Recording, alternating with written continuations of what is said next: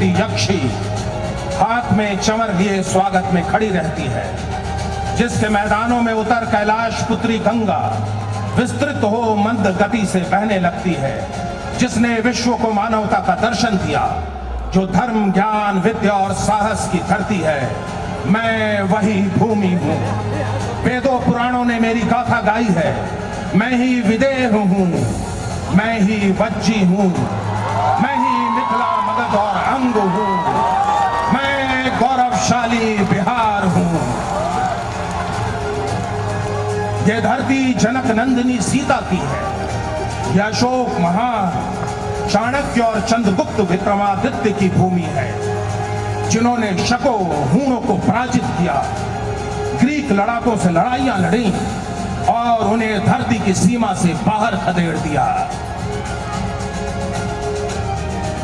धर्म और संस्कृति की मेरी इस धरती पर ज्ञान की खोज में बेचैन भटकते बुद्ध के जब चरण पड़े, तब ज्ञान की किरण फूटी। महात्मा बुद्ध को महाबोधि प्राप्त हुआ।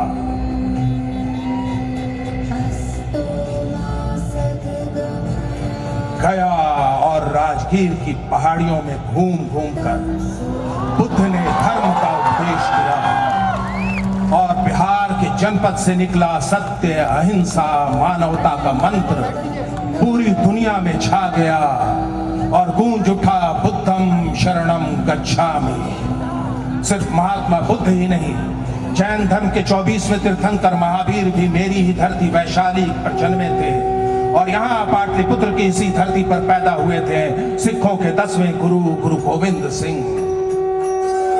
15 अप्रैल 1917 को चंपारण की मेरी धरती पर मोहनदास करमचंद गांधी के कदम पड़े।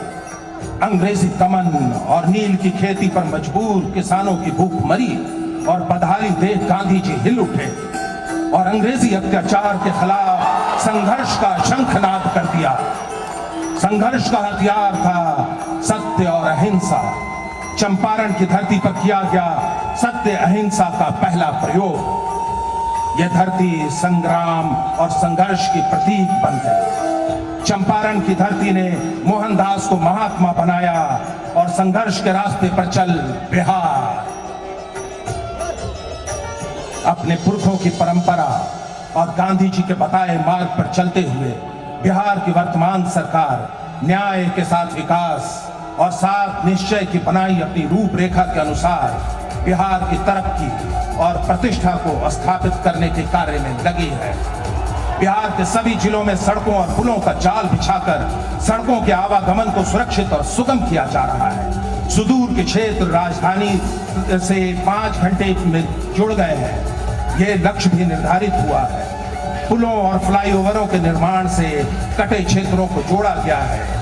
हर घर बिजली लगातार योजना के कारण पिछले वर्षों में न सिर्फ बिजली की खपत दुगनी हुई बल्कि उपभोक्ता को मिलने वाली सुविधाओं में भी बढ़ोतरी हुई है।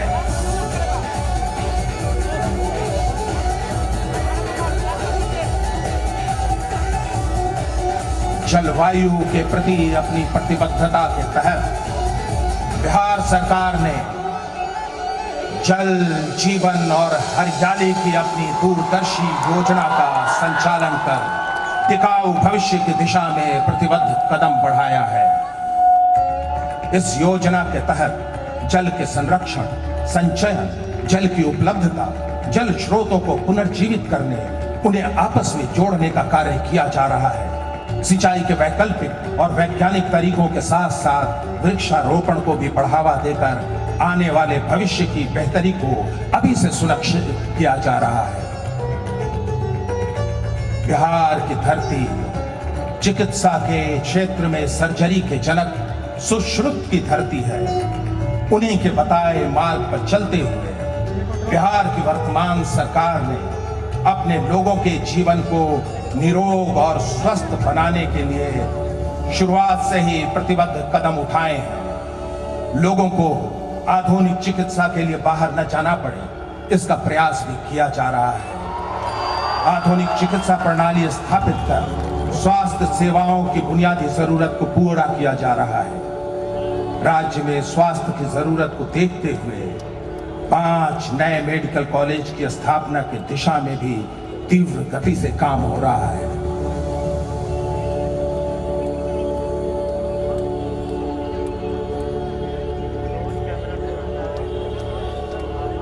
गांधी जी के बताए मार्ग पर चलते हुए आधी आबादी की मांग पर बिहार की वर्तमान सरकार ने कानून बनाकर संपूर्ण शराबबंदी लागू कर बिहार के भविष्य को नशे के उन्माद से बाहर लाने का नेक काम किया है।